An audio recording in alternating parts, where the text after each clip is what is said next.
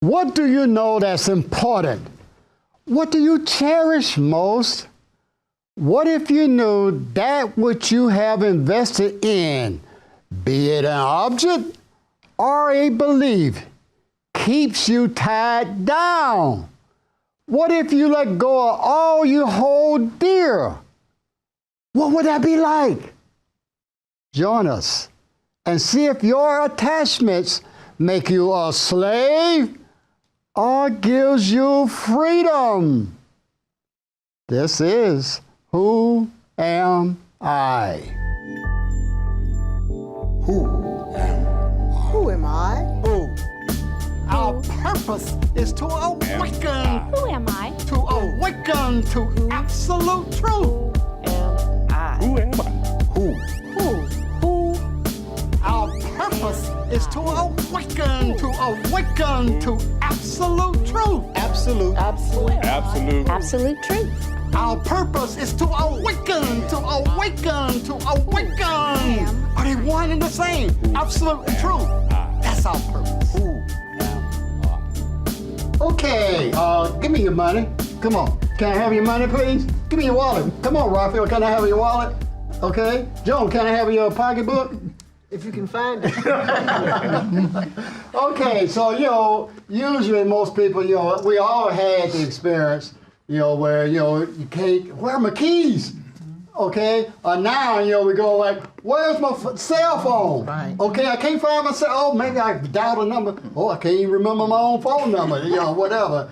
So we have these attachments to these objects. And, most of us definitely are attached to this stuff.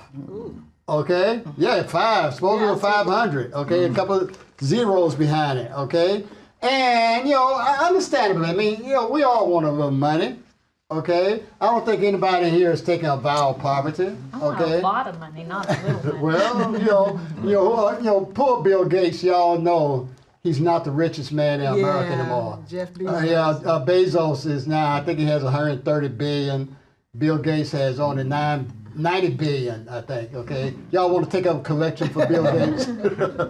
But, okay, and we admire people who have a lot of stuff, okay? And we all have gone through where you move somewhere, okay? And you go, no, I can't let go of that stuff. No, I can't don't throw that away. No, and you got all this stuff, okay? Some of it you don't even really need, probably most of it, okay? But there's an attachment. There's a psychological linkage that you have to something out there. Dr. Carter, it seems like, there are two worlds that we're living in. One is limited to the mind, and which keep us in the linguistic form of communication. But the other world, it is the world of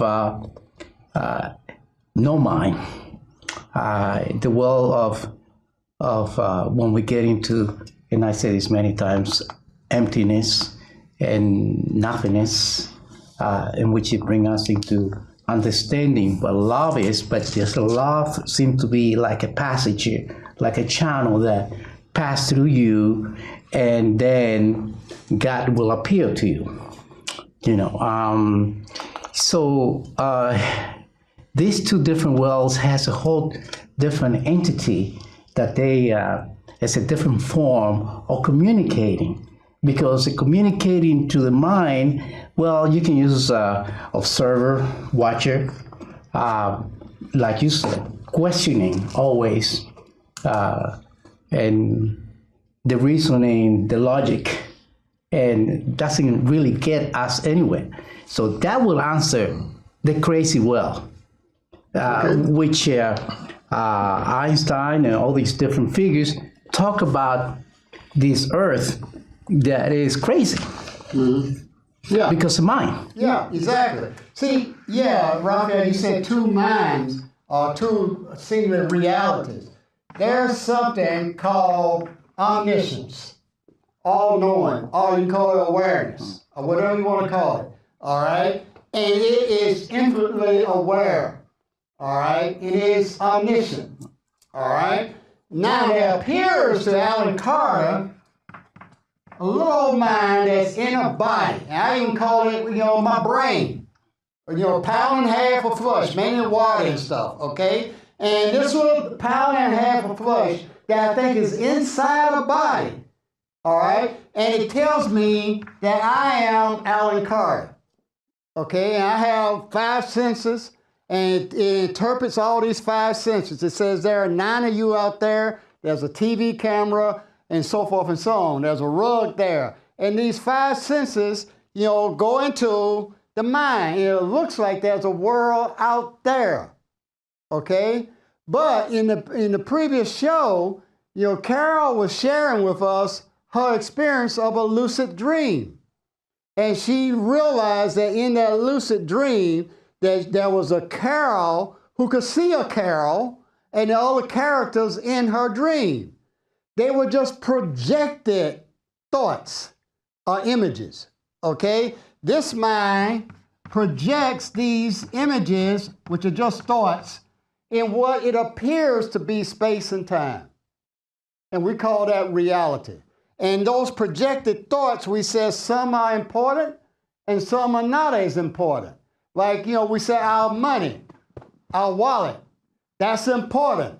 We would say this piece of chalk is not important, okay? Or we would say our family, that's important.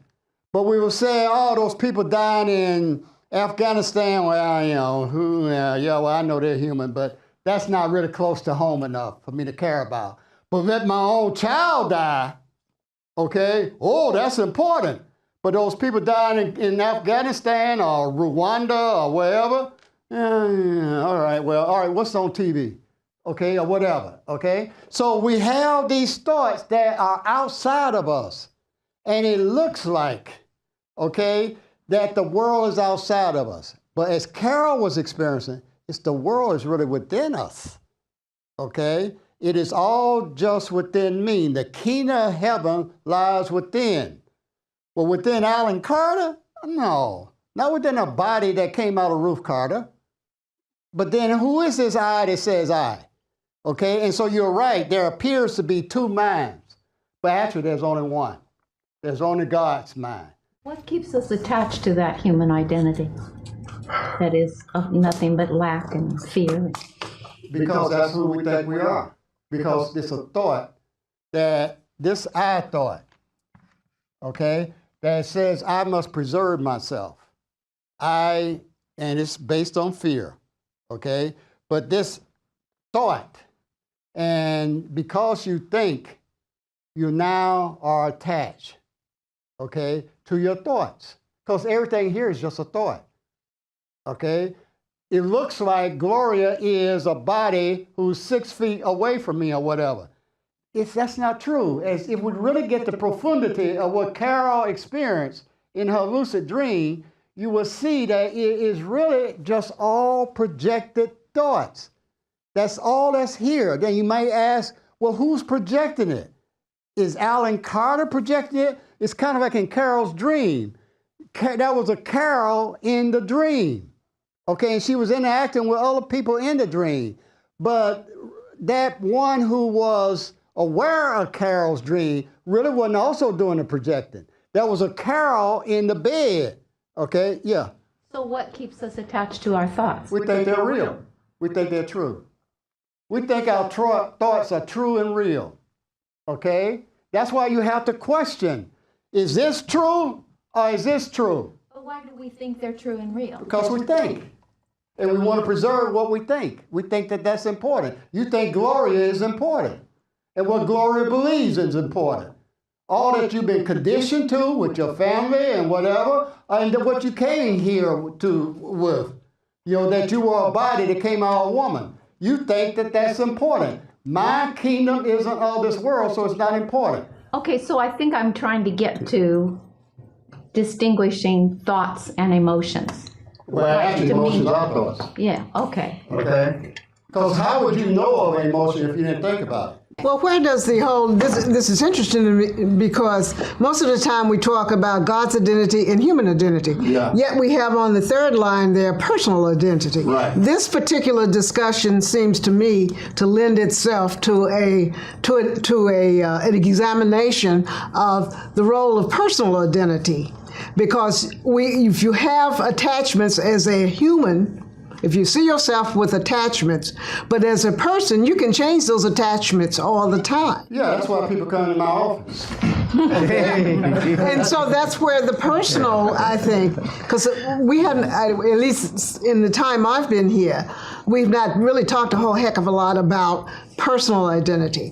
But to me, this is where it fits well. Well, this fits in right in, Joan, since you are my sister.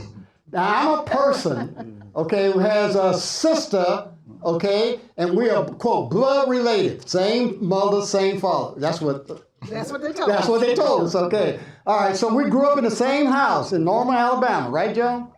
And I have a belief that Joan got more from Daddy than I did, okay? Now, that's a personal belief. All right, and it shaped a lot of what I thought about me. I even joined Green Forest Baptist Church, where Mickey McCaleb was the pastor. I was looking for a daddy. I didn't know that. When I joined Canaan Baptist Church in New York, Y.T. Walker was the pastor. I was looking for that validation from daddy. That's my personal experience, having grown up in the same house that you grew up in, and you knowing Robert Carter and Ruth Carter. That's a personal thing. You and I both knew, growing up in Alabama A&M, you and I both knew that we had to go to college, right? I mean, it wasn't, we couldn't even challenge that. It was just what college you chose Fisk, I had Morehouse, okay? But that was a personal, something that our parents placed on us, the value of education. If we had grown up in Beaufort Court, it would have been different. Okay, our experience, we've grown up in the projects. Y'all know what the projects are? Okay, it would have been different, but we were, sons and daughters of educators. So they value education. That's our personal experience. Rhetorical question. Is it possible or even desirable to be free from attachments? Yes. Because the attachments that I'm looking at are the physical, human ones, attachments to other human beings. And in the break, we were discussing the tragedy that happened in Missouri where this lady lost 9 out of 11 family members. Right.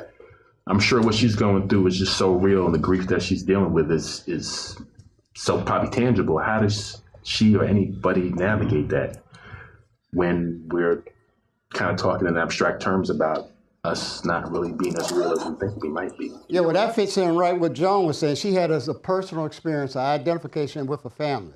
Just like I was saying, Joan and I are part of the same family. And so, yes, and every human has a family. Every human comes out of a woman, okay? So, yes, she will have a personal experience, and probably whatever level of consciousness that she's at, okay, then she may need, quote, psychotherapy. She may want to come to my office or whatever, okay, deal with those issues of grief and all that kind of stuff, all right? And this is where psychology, okay, and I've been a psychologist for more than 40 years, even though I'm 28 years old, okay? But, as a psychologist, yes, you deal with people at the level they can hear, okay?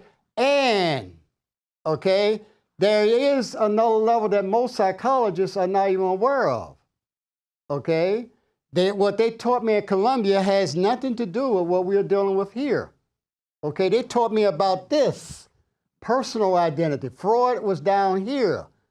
Skinner was down here. Carl Jung tried to move up more up here when he came with all that collective unconscious stuff, all right? But yeah, dealing with that lady, since she thinks she's a human who had 9 family members who died, it's like, probably the first Bible verse you learned was Jesus wept, okay? And supposedly that was about, when Lazarus, who was, a good friend of his, died. At the level of him being a person, Jesus being a human, and also having a relationship with Lazarus, okay? And him thinking that, oh, my first reaction is Lazarus is dead. He's gone. But then he had to go up here, or somewhere near here, and get something called there is no death. And supposedly he brought Lazarus, at least that's what the scripture says, he brought Lazarus back from the dead. But if he had stayed down here, that my best friend died, then, he would have to deal with like with that lady that you mentioned in Missouri, that I had a tremendous loss, when actually loss is just another tool of the mind to keep you trapped in the human mind. All can never lose anything. If it did, it wouldn't be all. Okay, and see, this is why Gloria was asking what keeps us down here. See, I don't want to be God. I mean, I know that, Hitler and Caesar and all of them said that they were gods. No, they weren't. It's like Jehovah. They're just superhumans thinking they were superhuman. You got to give up all attachments, and especially the attachment to who you think you are, to be God. And that's what Calvary is. It's really realizing that you do not exist as a human or as a person. It's one thing is identifying yourself with any view, let's say talking about religions, it becomes a problem. It becomes a problem. It's the same thing you're saying about the mind. Let's not even call it a mind. Let's call it thoughts. And what is the source of a human identity? Let's call mind where we find with God's identity, and where we become very, very peaceful in there. But again, we got to travel there. There's no journey, or I would say to get there. It's the way we travels, and I would say inevitably involve the arrivals and the endings to be there in the world of the mind, which is the spirit. Yeah, all or infinity never stop being all or infinite. Okay? Now, Alan Carter doesn't think he's infinite. Alan Carter thinks he was born, and Alan Carter thinks he would die, and so forth. And Alan Carter doesn't think he's everywhere. Okay? I think I have a position, a point of reference, and this body gives me that. Okay? So that limits me. All right? So, yeah, I can't get to all. Alan Carter cannot go to heaven. Jesus can't go to heaven. Heaven is reserved strictly for God, okay? And that's me, or I, not Alan Carter. See, the only sin I have is I think I is identified with a human called Alan Carter. And everybody calls themselves I, okay? And that's the only sin, because now I'm saying that there's another I am that I am, and then there's Alan Carter, who calls himself I. And that's the whole all right? Yeah, Gloria. I was just reading one of your questions. Can you give up your belief in right and wrong? And what would you have to face if you did? And I know no one could, identify with this or even think that I tend to come from a place of being right often. You're the only one. So it's I'm right about what I just said. right. Yeah. So it's, right. So from a place of the personal identity, it's like to keep my personal identity in place, I've had to come from a place of what I think, what I feel, what I know is right. Because it keeps me in this box called predictability, safe, manageable. Mm-hmm. And as I notice that keeps me in a box, and there's no freedom in a box. It's very limited. So as I notice that that's my thought, that I have to be right, then, and as a human identity, it's like identifying with that. It's like, if I let go of being right, I think I'm going to lose something. So I hold on to it. But coming from a place of beyond what I think I know, of I don't know anything, I am that I am, knows all, but as this human identity, this personal identity, I don't know anything. So in letting go of that attachment to I know and I know that I'm right, it opens up, it blows that box apart. Like I'm free from that box. Right. And I can be.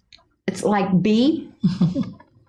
Be. Yeah. And I don't know what that looks like. Exactly. Yeah. Exactly. Leonard, you had your hand up.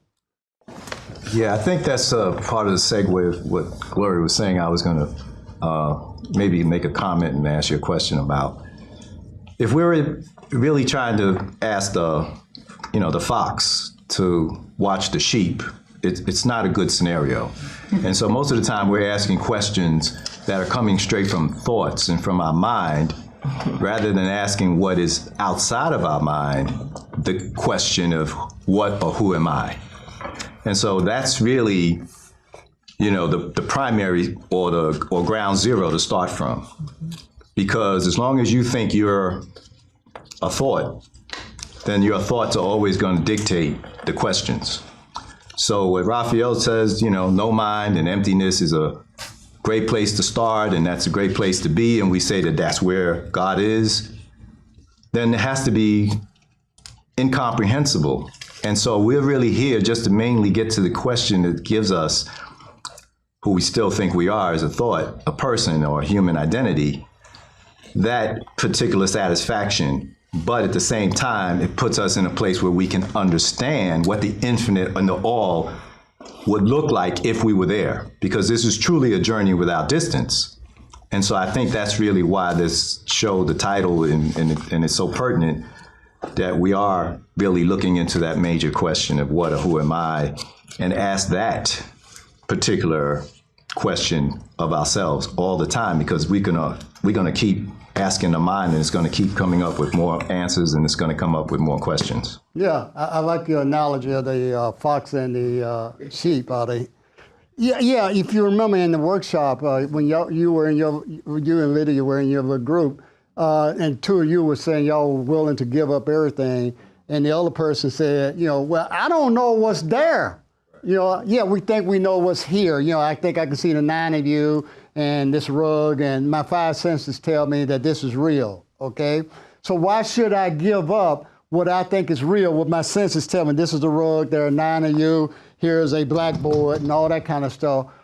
That I'm familiar with. That's my experience as Alan.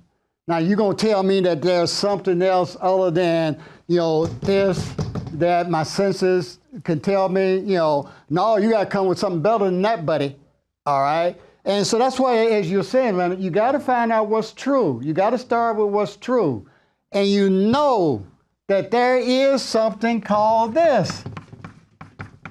Did I spell it right? Existence? Is it A-N or E-N? It's E-N? Okay. You can't deny existence. There's no such thing as non-existence. And that's infinite. Okay, or you can call it B. All right? Whatever you want to call it. That is where you have to say, that is true. Now, how does all this stuff that Alan Carter, I go, I ain't got enough money. Oh my God, Uncle Sam, whatever that, the fear and anxiety that comes up.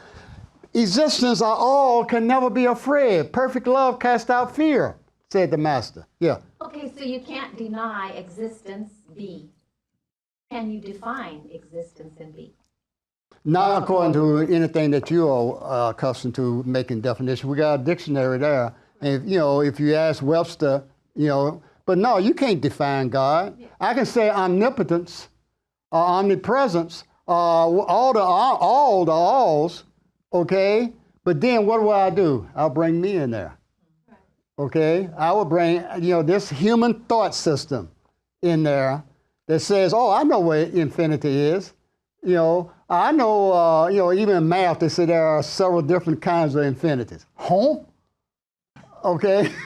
But that's, I can make up almost anything with this mind, because as Carol showed us, you can write a script, direct it, produce it, be a character in the script, and it all seems real. Walt Disney created Mickey Mouse and Minnie Mouse and Donald Duck. Okay, they were just thoughts within Walt Disney.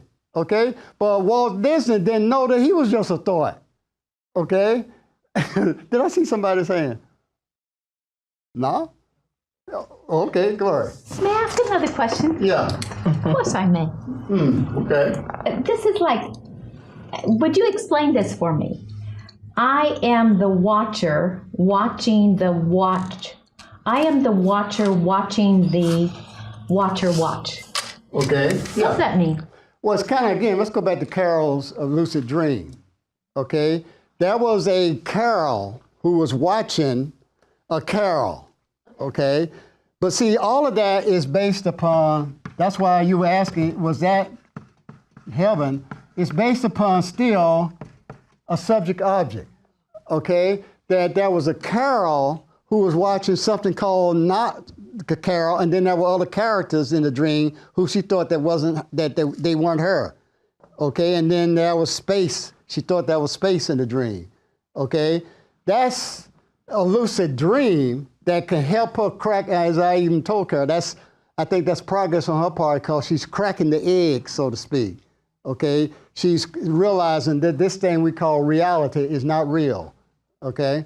So yes, there appears, it's kind of like in the movie Inception. I don't know if anybody saw that. It's a dream within a dream within a dream within a dream. But who's dreaming? And then it's all just a dream. So I'm the dreamer watching the dream. But you create the dream. That, help me. That you created. You create That I created, and there is no dream. Right. But you don't know that. See, the human mind doesn't know that it doesn't exist. Okay? The human mind thinks it exists because it thinks. Okay? And it thinks its thoughts are real. And you can't convince the human mind that it doesn't exist. Tell Alan Carter he doesn't exist. Yeah. Yeah, okay. All right, I get a smiley face for that. All right, I just got the signal that says, yeah, all right. We're going to have to stop here, okay?